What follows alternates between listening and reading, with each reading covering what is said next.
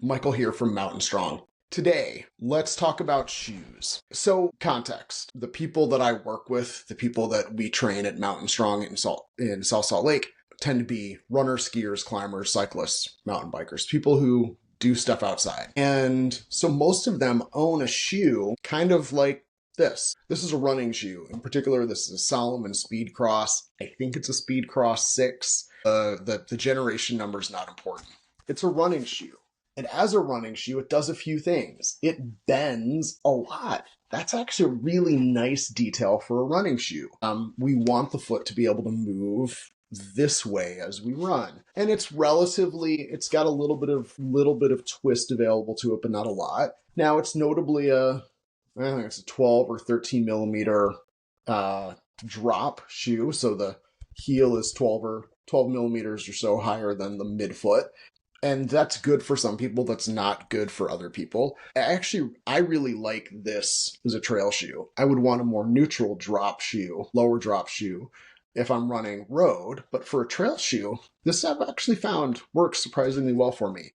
It actually works better than most lower drop running shoes. But it's a running shoe. And so that means a few things. One thing that being a running shoe means is that it is intended to absorb impact when we run and when we land. And if we think about Altras or Hokas or things that have big stack heights, big cushion, they are intended to absorb impact. They're intended to be comfortable with that impact. They're intended to be comfortable with that impact for thousands or tens of thousands of steps. Think about someone who's running a 50K, how many steps they're taking. That is that number of rounds of impact. Well, their running shoe is intended to absorb that impact. That is different than having a shoe that is intended to be primarily stable at high loads. This is intended to support you hitting the ground with couple X body weight, but doing it lots and lots and lots and lots for very, very short load cycles. You're only on the ground for a portion of a second.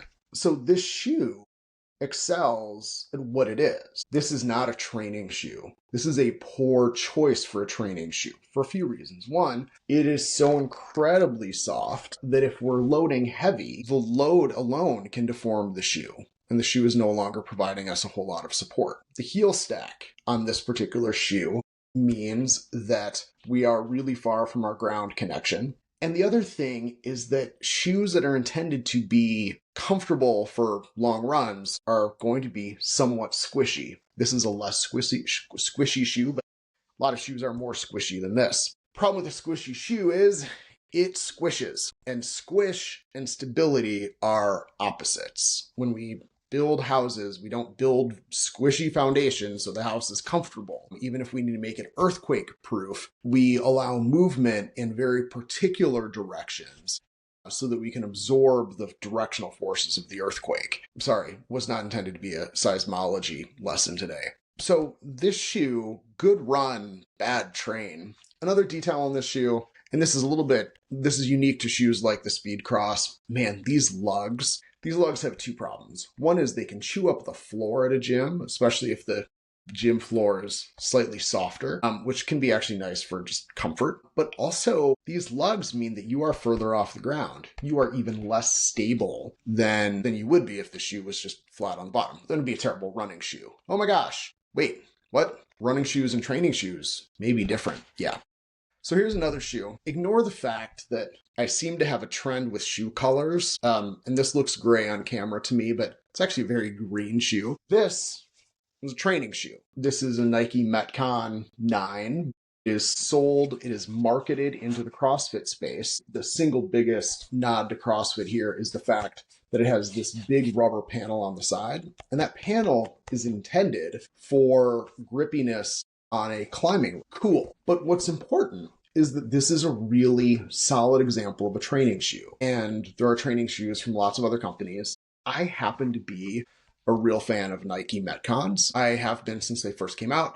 They've done some really cool colorways. They've also just done some really nice things with their shoe.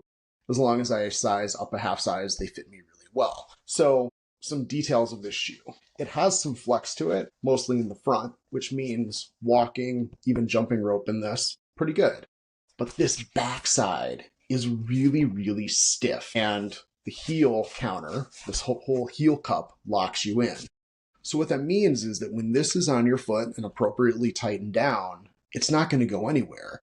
It is going to keep your heel really stable in the shoe. It's going to keep the shoe is going to be really stable on the ground. Look at how wide that sole is. Look at how roughly flat that sole is. None of the tread that's lifting us up off the ground with the Speedcross. So a shoe like this is going to make our foot incredibly stable, which for the purpose of heavy lifting is incredibly beneficial. So again, it doesn't have to be the Nike Metcon, but what would we look for in a training shoe? Well, again, I want a shoe that is going to have a fair amount of give up front. And there are shoes that are going to be stiff all the way through. Generally don't like those for most of us who are training for outdoor performance. So a little bit of give here, pretty stiff through the back half. If you're not lifting as heavy, then the stiffness isn't as important. And you really couldn't get a shoe that's too stiff, because when you want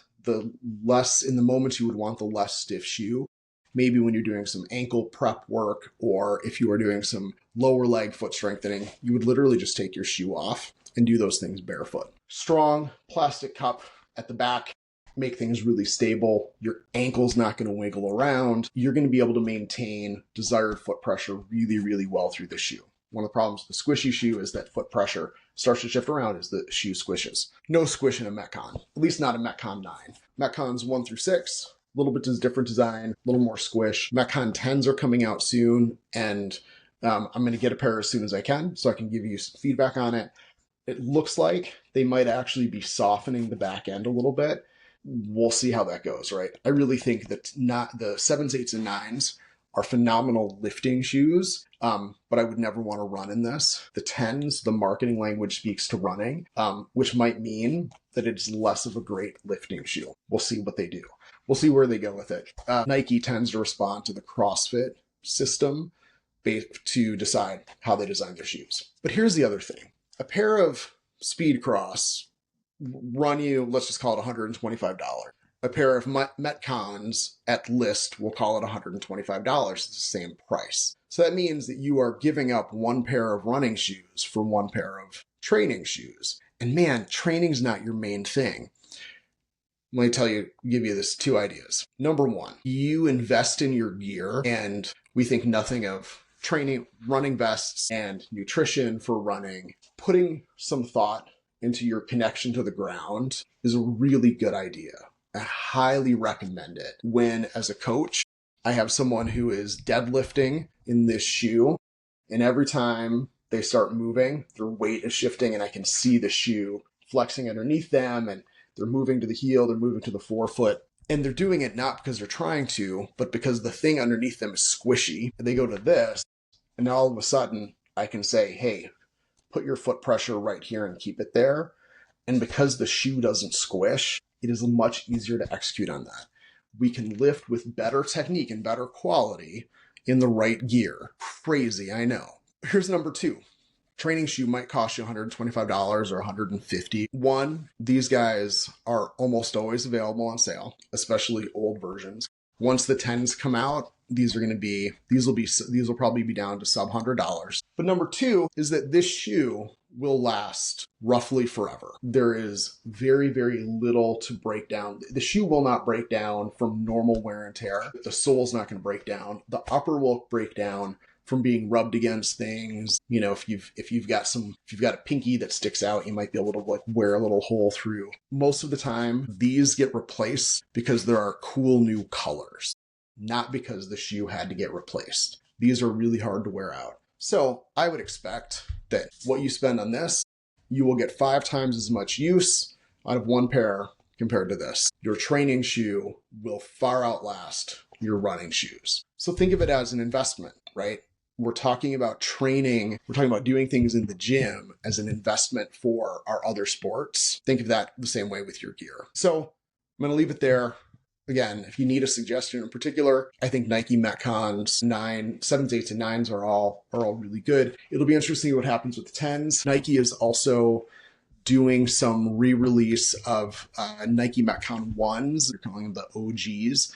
And the Nike Metcon 1s were a really, really solid cross-purpose shoe. I wouldn't want to run a long distance in them, but it's a little bit softer, but it is not as supportive as a lifting shoe as these current ones. So if you're going to do one, I'd say go this direction. But if you look at the Nike one, the Metcon 1s, it's a solid shoe. I've had multiple pairs of the original one. I've actually got a pair in the box of the re-release, the OGs. That's it. Questions, comments, hit me up down below.